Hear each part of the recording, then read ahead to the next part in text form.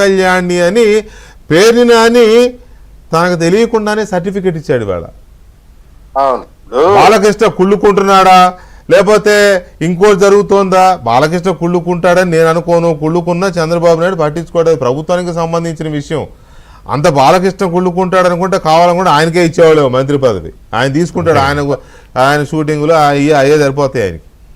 So పేరుని Nani certificate ఇచ్చాడు కదా, దీని మీద ఏం చెప్తారు మీరు ప్రసాద్ గారు? సార్ ఈరోజు పేరుని నాని ప్రెస్ మీట్ పెట్టి కరెక్ట్గానే చెప్పాడు. చంద్రబాబు నాయుడు గారు పవన్ కళ్యాణ్ గారి స్వేచ్ఛని ఎక్కడ ఒక ఇంచు కూడా తగ్గించకుండా చంద్రబాబు నాయుడు గారికి ఏ స్ట్రాచర్ అయితే ఉందో, ఏ స్థాయిలో అయితే సెక్యూరిటీ ఉందో అదే స్థాయిలో ఇచ్చి గౌరవిస్తున్నారు. కూటమి ధర్మాన్ని సక్రమంగా పాటిస్తున్నాడు అని చెప్పాడు పేరుని నాని. పైగా బాలకృష్ణ గారు కొత్త ఉడికిపోతున్నారంట. బాలకృష్ణ గారు కోరుకుంటే మంత్రి పదవి ఇంకేమని కూడా ఇస్తారు, దాంట్లో సందేహం లేదు. కాకుంటే ఈరోజు పేరుని నాని మాట్లాడిన మాటలు రెండు కళ్ళు నెత్తికెక్కాయంట బాలకృష్ణ గారికి. ఆయన కళ్ళు నెత్తికెక్కిందంట. మ్యాన్సన్ హౌస్ తాగి మాట్లాడుతున్నాడట. నేను అడుగుతున్న పేరుని నాని, బాలకృష్ణ గారు మ్యాన్సన్ హౌస్ తాగుతుండు ఏమైనా సోడా కలిపావా లేకుంటే ఐస్ క్యూబ్స్ కలిపావా, దగ్గరుండి పోసావా మందు, లేకుంటే పోయి సప్లై చేసావా?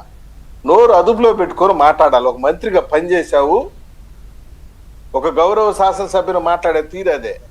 కళ్ళు నెత్తికెక్కింది మ్యాన్సన్ హౌస్ తాగాడని. మ్యాన్సన్ హౌస్ తాగేటప్పుడు నువ్వేమైనా సోడా కలిపావా పక్కనుండి? చచ్చిపోయిన నాగపాము ముందు నాదస్వరం ఊదినట్టు కుల రాజకీయాన్ని ముందు ఈ నాని, ఈ అంబటి రాంబాబు నాదస్వరం ఊపి ఏదో కులాన్ని రెచ్చగొట్టడానికి ఎంతో ట్రై చేస్తున్నారు నిన్నటి నుండి.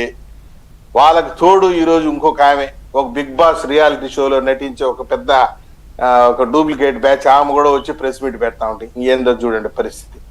ఈ పరిస్థితులు ఉన్నారు వాళ్ళు పూర్తిగా ఈరోజు పేరుని నాని చదివింది వచ్చి సజ్జల రామకృష్ణారెడ్డి రాసిన స్క్రిప్ట్ ఎత్తుకొని చదివిపోయాడు అంతే. కులాల మధ్య చిచ్చు పెట్టాలని సజ్జల రామకృష్ణారెడ్డి ప్లానింగ్, జగన్మోహన్ రెడ్డి డైరెక్షన్, ఈయన వచ్చి ముందు వచ్చి స్క్రిప్ట్. మరి అటువంటి ఉంటాయి, వీళ్ళు కాచుకొని కూర్చుంటారు అనే కొంత అలర్ట్నెస్ కూడా ఉండాలి కదా. అలర్ట్నెస్ ఉంటే దాని ప్రకారం మన మాట తీరు, మనం ఏం మాట్లాడుతాం అనేది కూడా చూసుకోవాలి కదా. ప్రసాద్ గారు ఒక్క నిమిషం. ప్రసాద్ గారు, సత్యమూర్తి గారు, ఇక్కడ ఫైనల్గా ఒక బ్యాడ్ థింగ్ అయితే నడిచింది ఇవాళ.